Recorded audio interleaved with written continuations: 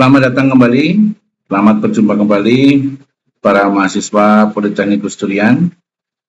Kita bertemu lagi di mata kuliah Matematika Keuangan Lanjutan. Pada pertemuan kali ini kita akan membahas topik mengenai capital budgeting atau penganggaran modal bisnis. Baiklah, kita mulai kuliah kita kali ini.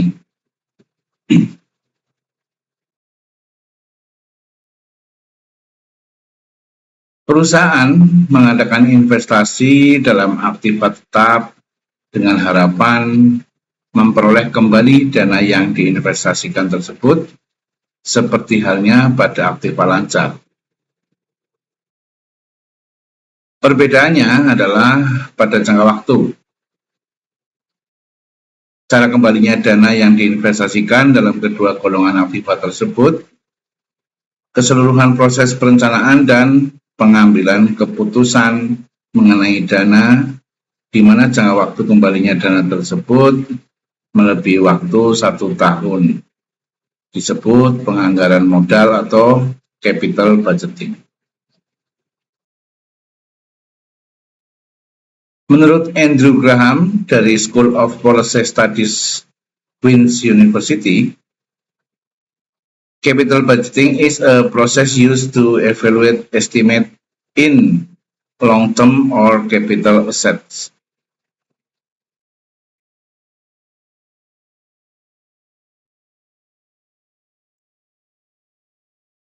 Capital asset adalah aset yang dimiliki perusahaan dengan usia atau masa pemanfaatan lebih dari setahun. Biasanya dana atau biaya yang dikelola untuk menangani aset ini sangat besar, sehingga teknik penganggaran modal ini sifatnya sangat penting. Menurut Egan F. Brimham dan Michael C. Earhart, capital budgeting is the decision process that managers use to identify those projects that add to the firm's value, and as it is perhaps the most important task faced by financial managers and their staffs.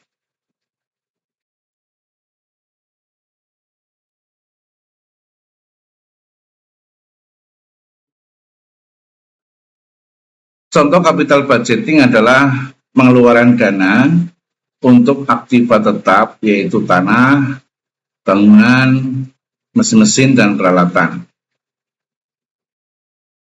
Penganggaran modal menjelaskan tentang perencanaan jangka panjang untuk merencanakan dan mendanai proyek besar jangka panjang. Dalam konteks sebuah negara atau pemerintahan, penganggaran modal memiliki implikasi dua hal, yaitu sebagai instrumen kebijakan fiskal dan untuk meningkatkan kekayaan bersih dari pemerintah. Dan untuk hal-hal tertentu merupakan alat pembangunan daerah. Fungsi dari melakukan capital budgeting antara lain untuk mengidentifikasi investasi yang potensial. Apabila telah ditemukan, teknik ini dapat pula digunakan untuk memilih alternatif investasi. Setelah dipilih, kemudian dapat dilakukan audit-audit dalam perencanaannya.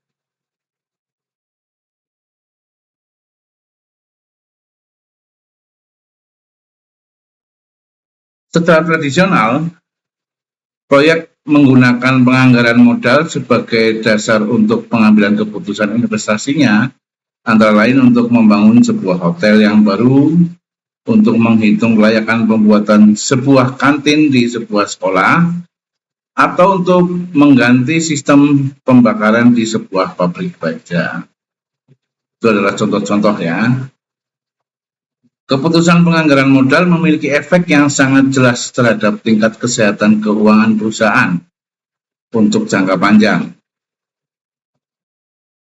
Sebuah proyek yang didasarkan pada keputusan penganggaran modal yang berhasil akan mendorong mengalirnya pemasukan atau cash flow perusahaan untuk jangka panjang.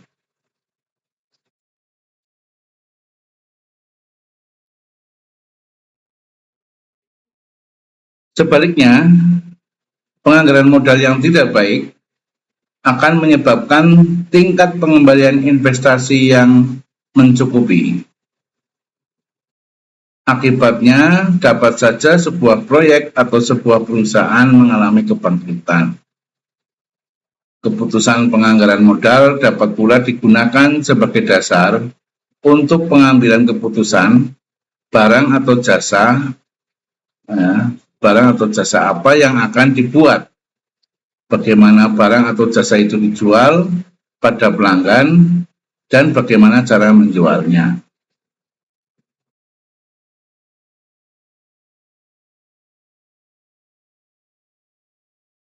Itu adalah pendahuluan untuk memahami dulu apa itu capital budgeting. Selanjutnya kita akan berbicara mengenai arti penting capital budgeting.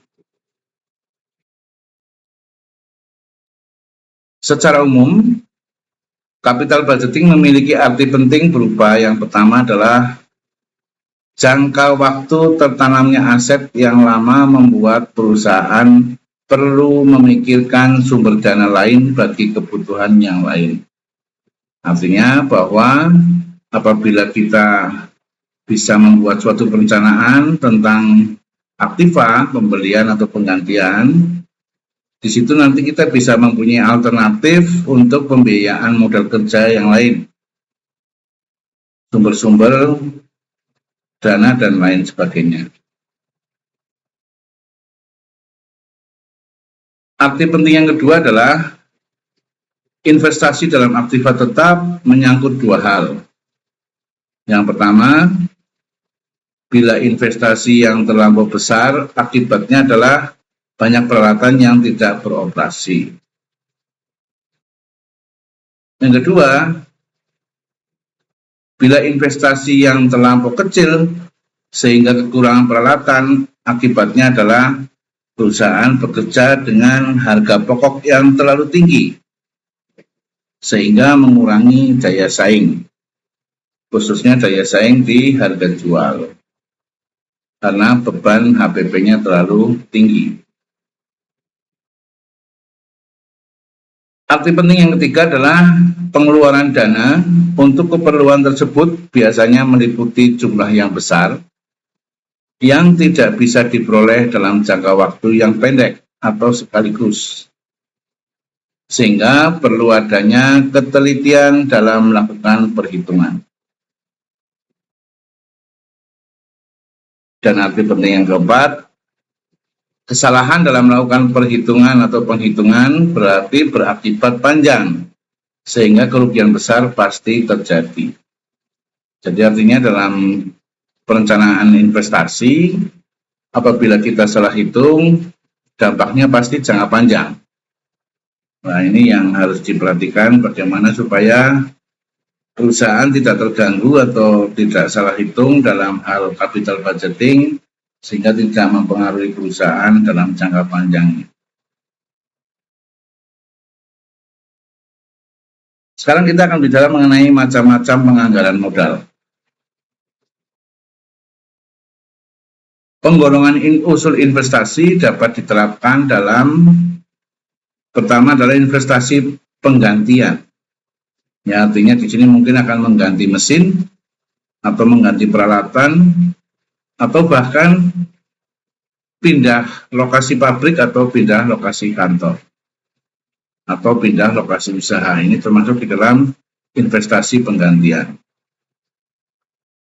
Yang kedua, golongan investasinya adalah bisa jadi karena penambahan kapasitas.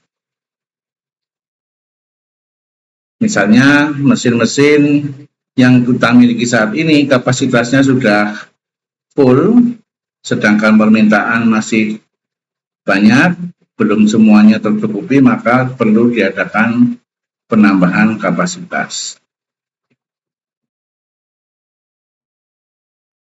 Yang ketiga adalah bisa jadi karena penambahan jenis produk baru. Biasanya produk baru membutuhkan teknologi baru, membutuhkan mesin-mesin baru, dan sebagainya. Atau bahkan membutuhkan lokasi baru, membutuhkan gudang baru, dan sebagainya. Termasuk dalam golongan investasi penambahan kapasitas adalah usul-usul penambahan jumlah mesin dan pembukaan pabrik baru. Investasi penambahan kapasitas sering juga bersifat sebagai investasi penggantian. Dengan sendirinya, tingkat ketidakpastian pada investasi penambahan kapasitas lebih besar daripada investasi penggantian. Berdasarkan ukuran yang ditetapkan perusahaan, dapat dipilih usul-usul proyek mana yang dapat diterima dan mana yang ditolak dan mana yang ditunda. Nah, untuk menentukan itu nanti ada beberapa metodologi penghitungan, nanti kita akan pelajari bersama. Sebelum kepada bagaimana menganalisa suatu usulan investasi apakah diterima atau ditolak atau ditunda, baik kita akan bicara dulu mengenai aliran kas atau cash flow. Karena aliran kas atau cash flow ini menjadi sangat penting dalam pengambilan keputusan investasi. Cara penilaian unsur investasi didasarkan pada aliran kas atau cash flow dan bukan berdasarkan laba yang dilaporkan oleh neraca dan rugi laba. Jadi bedanya cash flow dengan laporan keuangan yang lain, yaitu neraca dan rugi laba, adalah cash flow itu menggambarkan kemampuan kas secara real saat ini. Sedangkan rugi laba adalah bisa jadi kita laba tetapi cash-nya belum masuk atau dananya belum masuk dari laba tersebut karena penjualan kita banyak menggunakan penjualan kredit atau dana kita masih banyak tertanam di piutang-piutang dagang. Kalau cash flow jelas menggambarkan real kondisi keuangan kita saat ini. Untuk menghasilkan keuangan tambahan, kita harus memiliki kas untuk ditanam kembali. Padahal keuntungan yang dilaporkan oleh neraca belum tentu berbentuk kas. Setiap usul pengeluaran modal atau capital expenditure itu juga harus berdasarkan kepada perhitungan cash flow supaya kita tidak kekurangan kas. Terdapat dua jenis cash flow, yaitu yang pertama aliran kas keluar atau net outflow of cash yang diperlukan untuk investasi baru. Kemudian aliran kas masuk neto, yaitu hasil dari investasi tersebut yang disebut dengan net cash proceed. Proceed adalah hasil ataupun uang masuk, ya. Bedakan antara proceed dengan keuntungan, karena keuntungan tadi dibilang belum tentu sudah masuk dananya. Kalau proceed ini adalah dana yang sudah benar-benar masuk. Cash flow adalah konsep penting dalam capital budgeting. Pendekatan akuntansi tidak dapat digunakan dalam membuat keputusan untuk melakukan investasi dengan alasan yang pertama menghitung pengaruh pajak, yang kedua menghitung earning per share di masa yang akan datang. Jadi kalau akuntansi itu kan masih berupa catatan, ya, belum tentu semuanya real. Karena kita tahu bahwa basis akuntansi itu ada dua macam, ada yang disebut dengan cash basis dan ada yang disebut dengan accrual basis. Kalau catatan kita cash basis, artinya apa yang dicatat di dalam akuntansi kita itu memang sudah berwujud uang betul. Tapi kalau accrual basis itu sifatnya masih perkiraan, ya, masih perkiraan catatan yang bisa jadi kondisi realnya bisa tidak sama atau bisa meleset.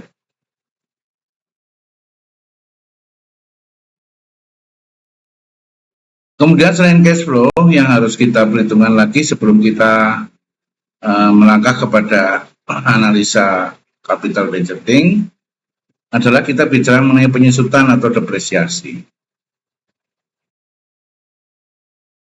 Depresiasi adalah alat akuntansi yang akan memotong harga sebenarnya dari peralatan untuk jangka waktu tertentu sepanjang umur dari hidup peralatan. Muncul sebagai biaya-biaya dan tidak masuk dalam kas dalam neraca perusahaan.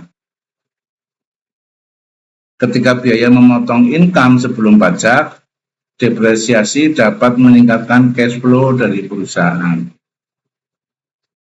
Nah, kita lihat contohnya saja. Contoh yang pertama, PT Kemang Jaya berniat membeli mesin baru untuk mengganti mesin lama yang sudah tidak efisien. Harga mesin baru adalah 60.000. Ya, ini anggap saja 60.000 dolar ya, jadi besar. Untuk penggunaan 3 tahun.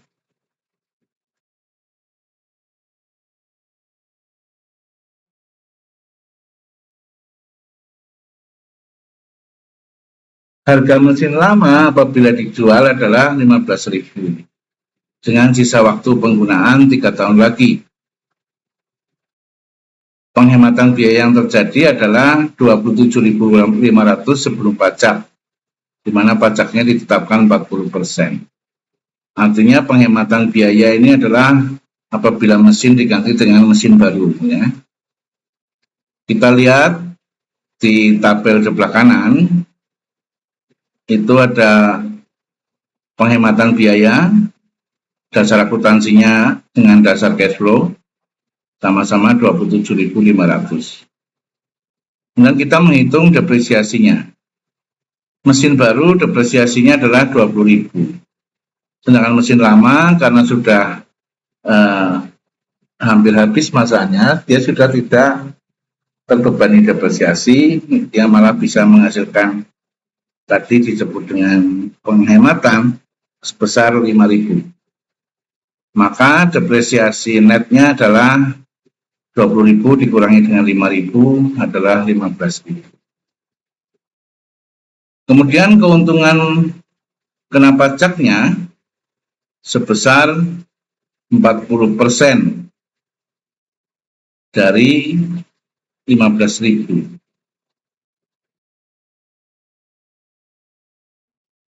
Sorry, ini adalah keuntungan kena pajak adalah dari penghasilan atau penghematan biaya dikurangi dari depresiasi sehingga 12.500. Pajaknya 40% kali 12.500 adalah 5.000. Sehingga keuntungan setelah pajak 7.500. Ini dari dasar akuntansi atau kita menghitung laba ruginya. Tapi kalau dasar cash flow kita lihat, karena di cash flow itu kita tidak memperhitungkan pajak, ya maka penghematan biaya 27.500 hanya dikurangi dengan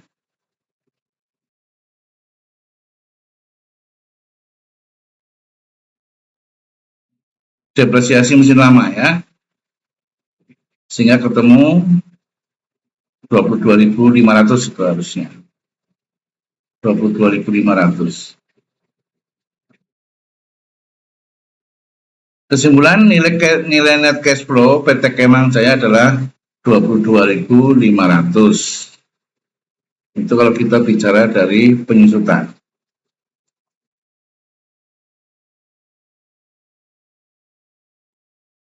Kemudian kita lihat pola cash flow.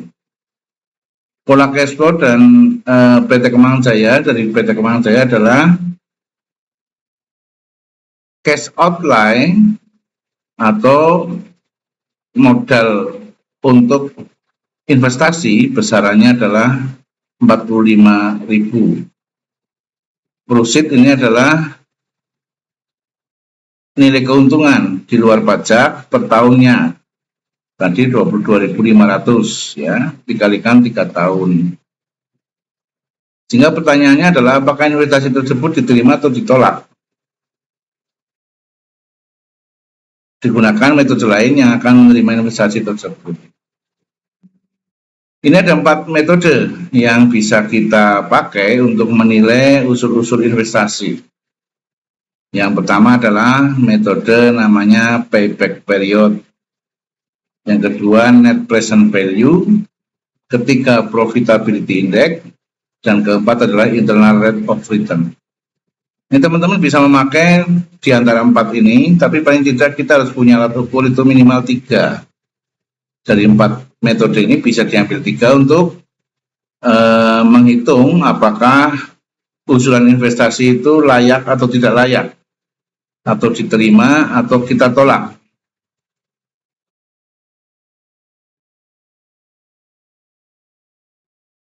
Nah, sekarang kita bicara metodenya satu persatu. Yang pertama metode payback period. Payback period adalah periode yang digunakan untuk dapat menutup kembali pengeluaran investasi yang menggunakan aliran cash. Ya, aliran cash neto atau proceed. Waktu yang diperlukan agar dana yang ditanam pada suatu investasi dapat diperoleh kembali keseluruhannya. Jadi payback period ini akan menghitung berapa lama sih waktu yang dibutuhkan untuk mengembalikan investasi atau nilai investasi kita yang tanamkan dalam proyek tersebut. Rumus yang dapat digunakan adalah sebagai berikut. Payback period sama dengan outlay 1 tahun dibagi dengan proceed. Di mana outlay adalah jumlah uang yang dikeluarkan atau investasi yang ditanamkan, kemudian proceed adalah jumlah uang yang kita terima.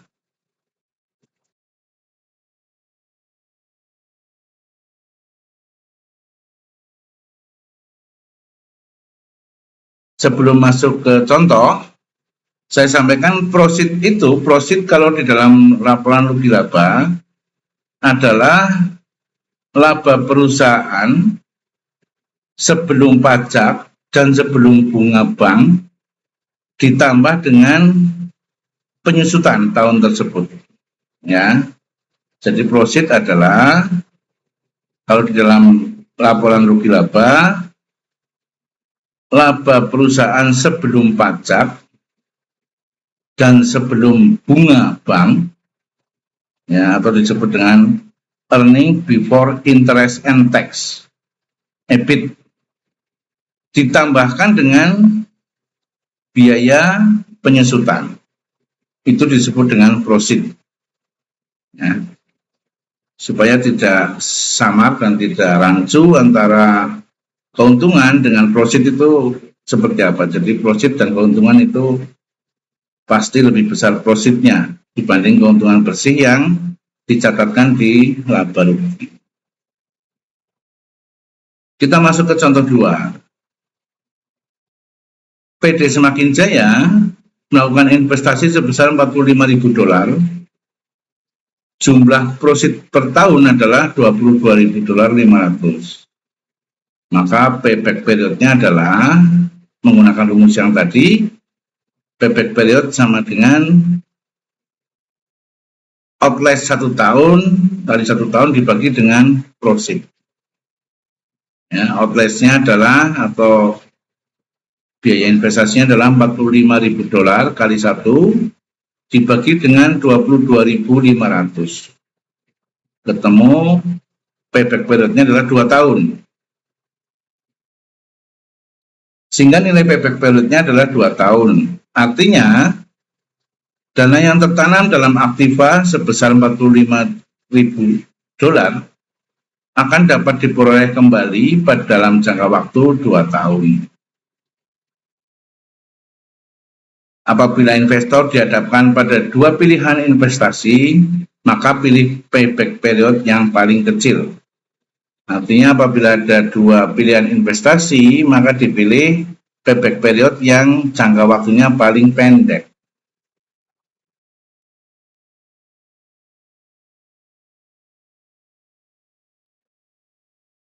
Contoh yang ketiga, PT Jaya Mandiri melakukan investasi sebesar $100.000 pada aktiva tetap dengan profitnya sebesar berikut.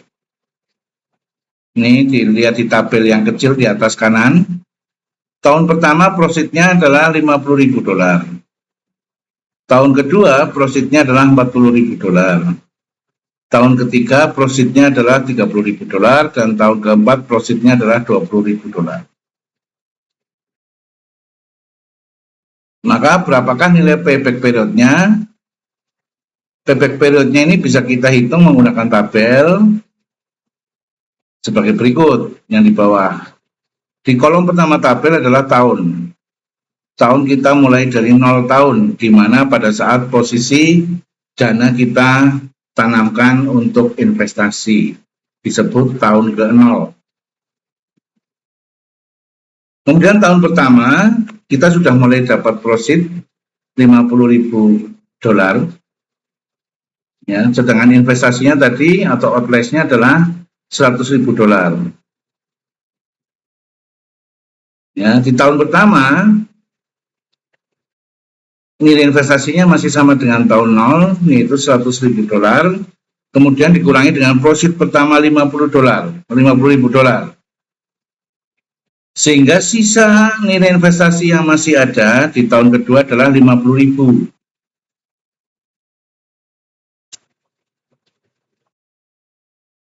Kemudian profit di tahun kedua adalah $40.000. Sehingga sisa investasi yang $50.000 ini kita kurangkan dengan profit tahun kedua $40.000. Sehingga sisa investasi di tahun ketiga adalah $10.000. Ya, di awal tahun ketiga ini $10.000. Kemudian profit kita di tahun ketiga adalah $30.000. Artinya pada saat memasuki tahun keempat kita sudah nilai investasi sudah tertutup semua oleh profit. Bahkan masih ada sisa. Sedangkan profit tahun keempat adalah $20.000. Bagaimana kita akan menghitungnya? Kita lihat. Ini masih payback period ya bicaranya. Langkah pertama, letakkan nilai investasi pada baris tahun pertama atau tahun ke-0. Langkah kedua, kurangkan nilai investasi tersebut dengan nilai cash flow pada tahun tersebut. Misalnya nilai investasi tahun 1 adalah $100.000 dikurangi dengan nilai cash flow tahun tersebut, yaitu profitnya $50.000.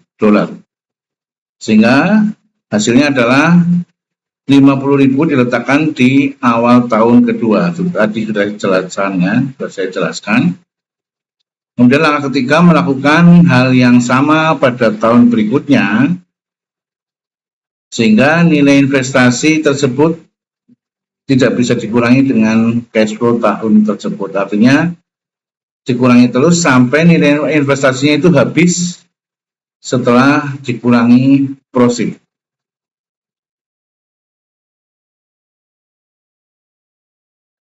Langkah yang keempat, jumlah tahun payback periodnya adalah senilai yang dapat dikurangi, sedangkan sisanya digunakan untuk menghitung nilai bulan.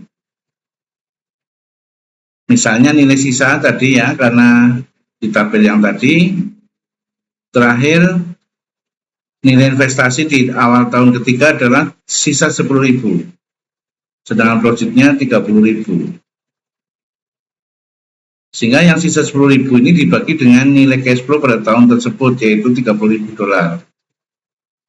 Kemudian hasilnya dikalikan dengan 12 bulan, hasilnya ketemu 4 bulan. Jadi di tahun ketiga, awal tahun ketiga itu kan investasi sisanya tinggal $10.000. Sedangkan profit di tahun ketiga itu adalah $30.000. Nah, untuk mencari bulannya, $10.000 dibagi dengan $30.000 dikalikan dengan 12. Artinya sepertiga dikalikan 12 ketemunya 4 bulan.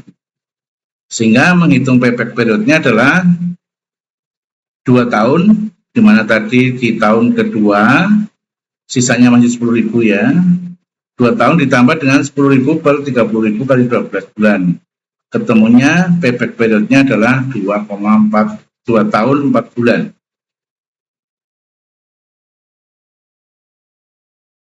Langkah kelima, buat kesimpulan nilai payback period yang diperoleh. Tadi kesimpulannya adalah payback periodnya adalah 2 tahun 4 bulan. Nanti coba teman-teman cermati lagi. Kalau ada kesulitan bisa ditanyakan di grup WhatsApp.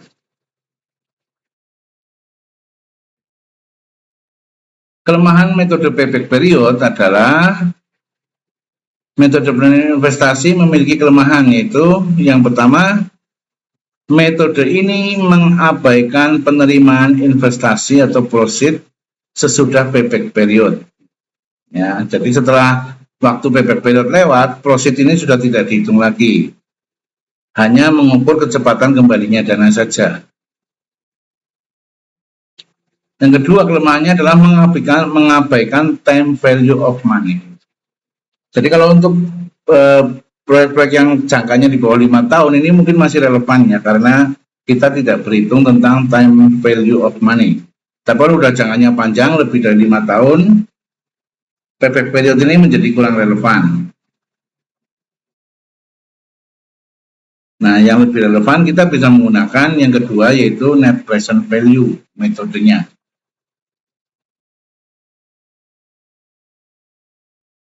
Metode net present value adalah selisih present value dari keseluruhan proceed dengan present value dari keseluruhan investasi. Jadi semua proceed yang akan kita terima dalam jangka waktu investasi itu kita hitung dulu total present value-nya. Kemudian dibandingkan dengan present value dari outlast atau dari nilai investasi. Bila present value proceed lebih besar atau sama dengan present value investasi, maka unsur investasi tersebut bisa diterima atau menguntungkan. Tapi bila present value proceed lebih kecil dari present value investasi, maka unsur tersebut ditolak atau tidak menguntungkan.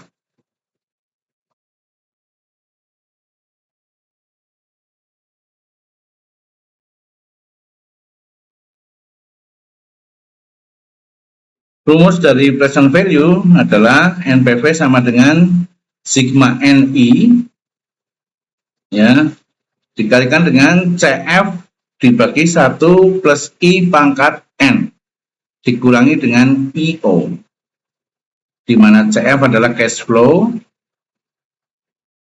atau proceed atau jumlah uang yang diterima. Sedangkan I kecil adalah tingkat bunga dan N adalah periode waktu. IO adalah nilai investasi awal tahun 0 atau tadi disebut dengan outlast.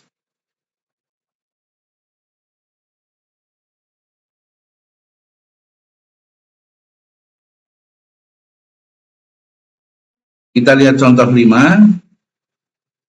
Masih seperti tadi ya, PD Maju Jaya melakukan investasi sebesar $45.000. Proceednya adalah selama 3 tahun, masing-masing 22.500. Tingkat suku bunganya adalah 10%. Maka NPV atau net present value-nya bisa kita hitung sama dengan, ini selama 3 tahun ya, di tahun pertama 22.500 dibagi dengan 1 plus 10%. Tahun keduanya adalah 22.500 dibagi dengan 1 plus 10% pangkat 2 karena tahun kedua. Nah, di tahun ketiganya ada 22.500 dibagi dengan 1 plus 10% pangkat 3. Ini kalau sampai 10 tahun ya selanjutnya begitu terus, pangkatnya juga akan bertambah sesuai dengan tahunnya. Nah, maka dari hasil hitungan akan ketemu bahwa di tahun pertama adalah ketemu angka 20.454,5. Di tahun kedua 18.595, di tahun ketiga 16.904. Ini kita jumlahkan. Ya. Jumlahnya adalah 55.953,58. Ini adalah present value dari proceed. Dikurangi dengan present value dari outlays. Kenapa present value-nya outlays tidak berubah? Karena memang investasi yang akan kita tanamkan saat ini berlakunya. Jadi nilainya sama dengan present value-nya ya. Jadi present value proceed 55.953,58 dikurangi dengan present value-nya outlays sama dengan 45.000, hasilnya adalah 10.954. Usul diterima karena nilai NPV-nya positif, yaitu 10.954. Namun apabila nilai NPV-nya negatif, maka proyek tersebut ditolak atau tidak menguntungkan. Contoh berikutnya lagi, tadi kita lihat itu kan karena tahunnya pendek dan juga profitnya tetap.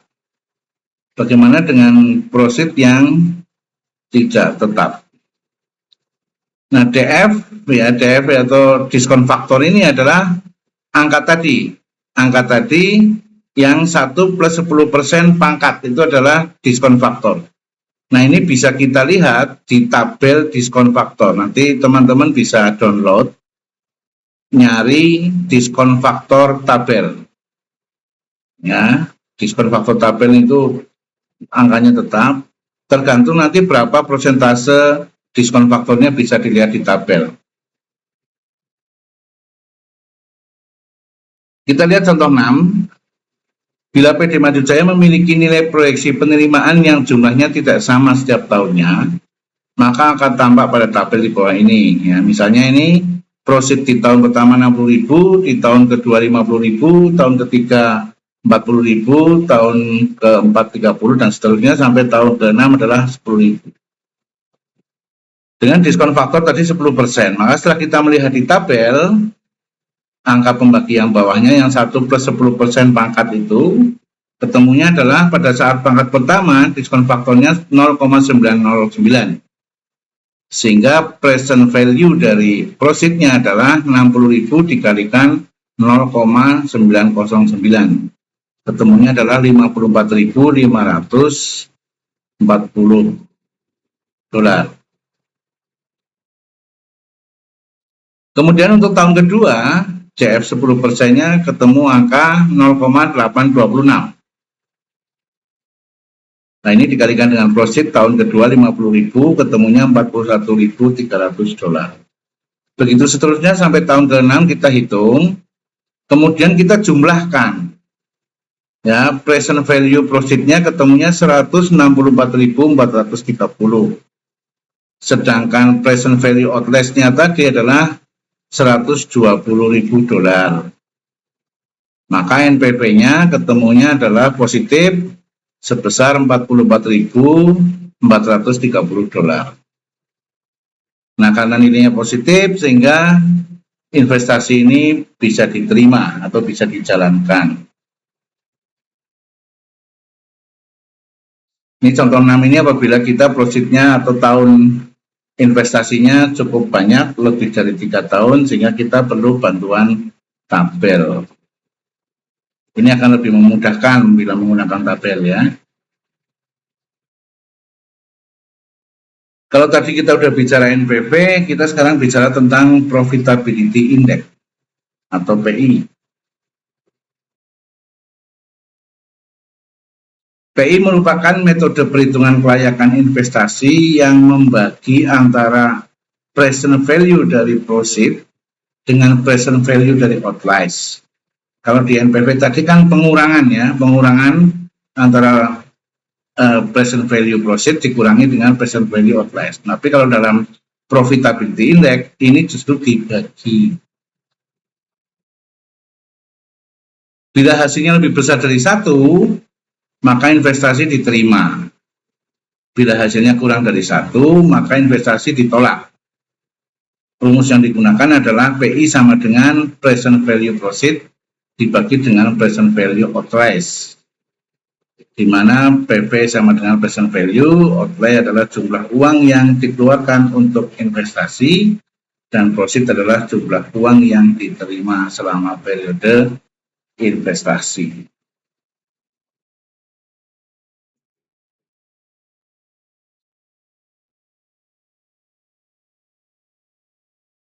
Untuk PD Maju Jaya, nilai profitabilitas indeksnya adalah, kalau melihat contoh ke yang tadi sebelumnya,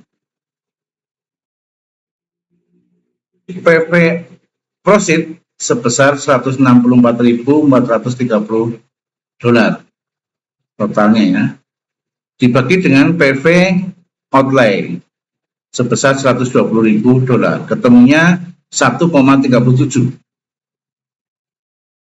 Karena memiliki profitability index 1,37, maka nilai tersebut lebih besar dari 1, sehingga investasi pada PD Maju Jaya dapat diterima atau bisa dilaksanakan. Syarat investasi layak adalah apabila nilai profitability index lebih besar dari 1.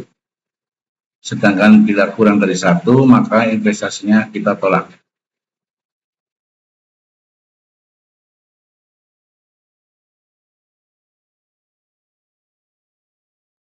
Metode keempat adalah internal rate of return atau IRR.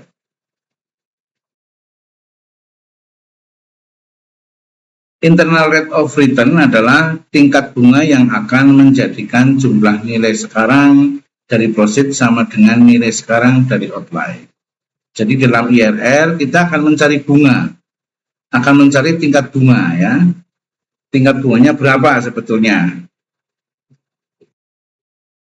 Maka rumus yang dapat digunakan dalam IRR adalah IRR sama dengan P1 minus C2 dikalikan dengan P2 minus P1 dibagi dengan C2 minus C1.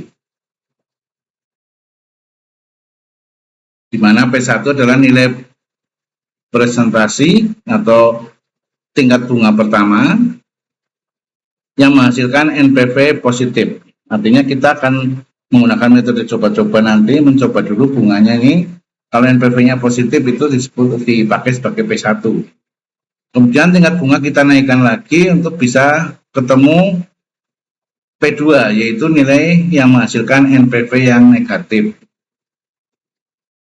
Dan C1 adalah NPV positif, C2 adalah NPV negatif. Kita lihat saja contohnya supaya tidak bingung.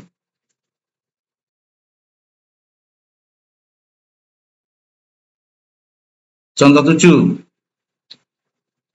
Tuan Yatna Supriyatna memiliki sebidang tanah yang akan dibangun sebuah usaha, yaitu pabrik susu. Adapun nilai investasi Tuan Yatna adalah 640 juta rupiah. Proyek penerimaan untuk kedua usaha adalah sebagai berikut. Tahun pertama pabrik susu menghasilkan 50 juta rupiah. Tahun kedua menghasilkan 150 juta rupiah, dan seterusnya sampai tahun ke-6 menghasilkan 350 juta rupiah. Kemudian berapakah nilai IRR pabrik susu tersebut?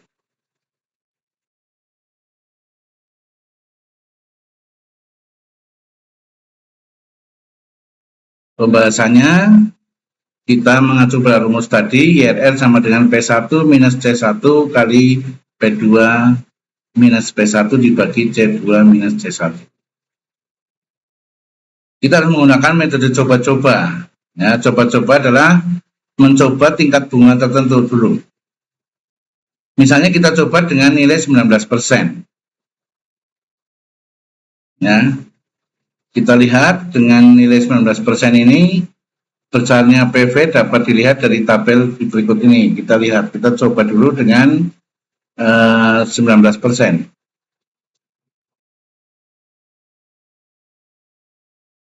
Seperti tadi di tahun 1 dan sampai tahun ke-6, cash flow atau proceed ataupun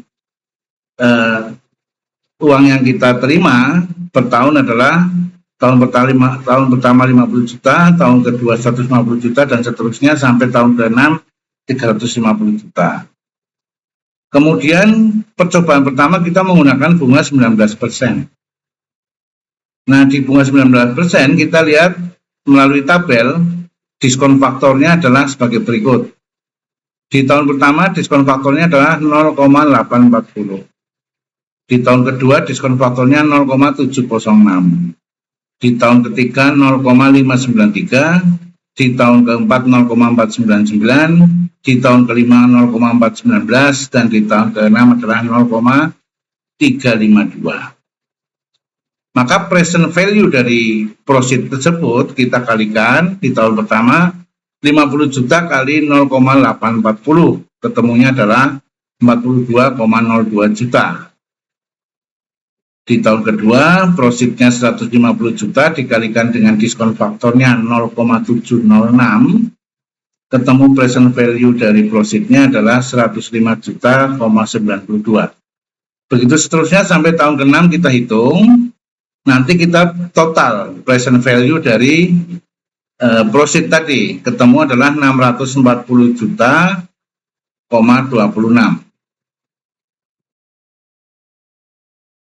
Ya, nah kita hitung dulu NPV-nya. NPV proceed dikurangi dengan NPV outlays.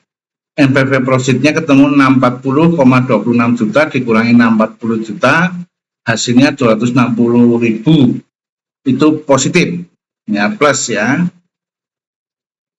Jadi nilainya diketahui, P1 dan C1 telah diketahui, yaitu P1-nya dengan 19%, C1-nya ketemu Rp260.000.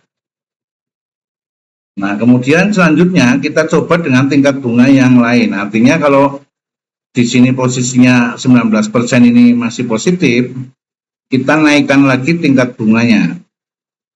Misalnya kita menggunakan 20%. Langkahnya sama dengan tadi, kita cari di tabel diskon faktor. Ketemu di sini tabelnya untuk 20%, tahun pertama adalah 0,833, tahun kedua adalah 0,694, tahun ketiga adalah 0,579, tahun keempat adalah 0,482, tahun kelima adalah 0,402, dan tahun keenam adalah 0,334. Seperti tadi, kita kalikan lagi antara cash flow atau proceed-nya dengan diskon faktornya masing-masing tahun. Ketemu di tahun pertama hasilnya adalah 41,67 juta, tahun kedua adalah 104,17 juta, tahun ketiga 115,74 juta, dan seterusnya sampai tahun ke-6. Setelah itu kita jumlahkan. Ketemunya adalah 619,91 juta. Kita hitung apakah sudah positif atau negatif. Ya, NPV-nya adalah present value proceed dikurangi dengan present value outlays. Tadi present value proceed-nya dengan bunga 20%, ketemu 619,91 juta dikurangi dengan outlays-nya adalah 640 juta. Ketemunya minus. Nah, kalau sudah ketemu minus berarti ini NPV-nya adalah ketemunya minus 20,09 juta. Sehingga tingkat bunga atau NPV sesungguhnya nanti terletak di antara 19% dengan 20%. Ya, karena 19% tadi nilainya masih positif dan 20% itu nilainya sudah negatif, C2-nya negatif, ya.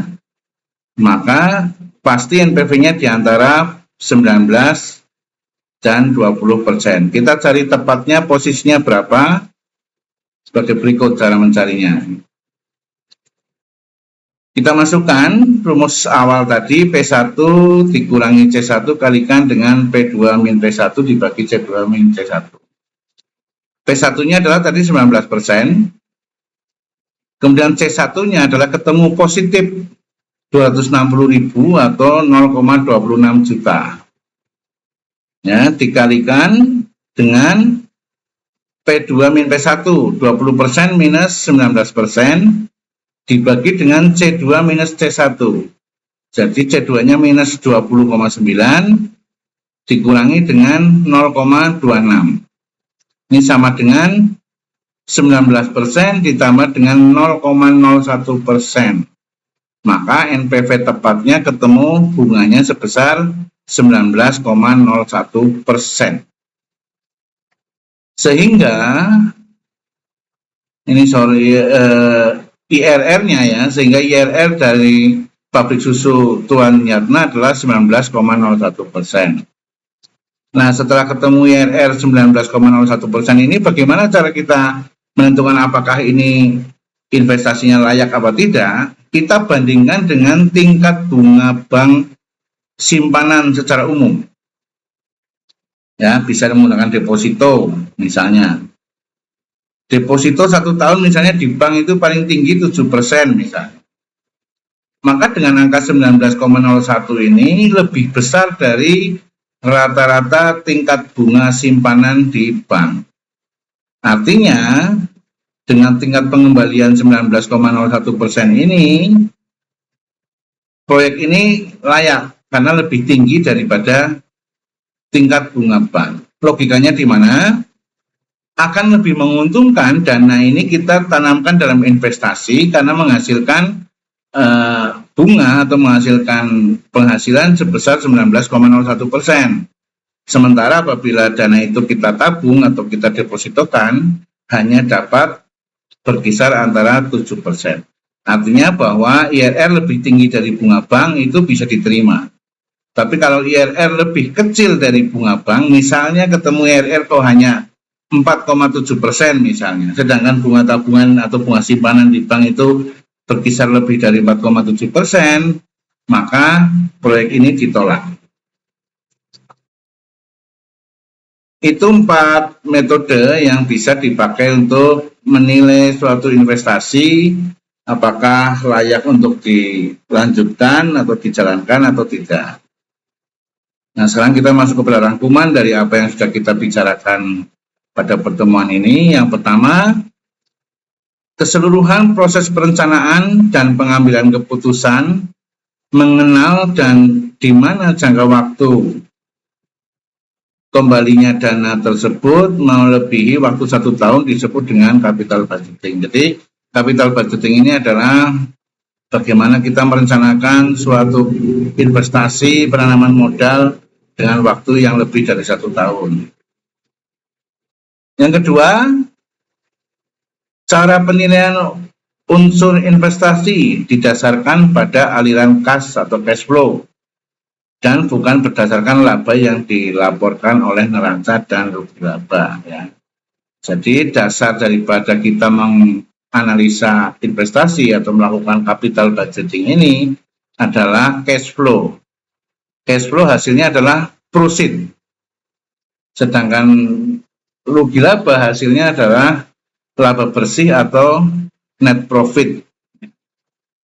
Sekali lagi saya ingatkan tadi bahwa proceed adalah net profit ditambah dengan pajak, ditambah dengan bunga bank, ditambah dengan penyusutan, biaya penyusutan. Atau boleh dibilang proceed adalah keuntungan sebelum pajak dan bunga ditambah dengan biaya penyusutan.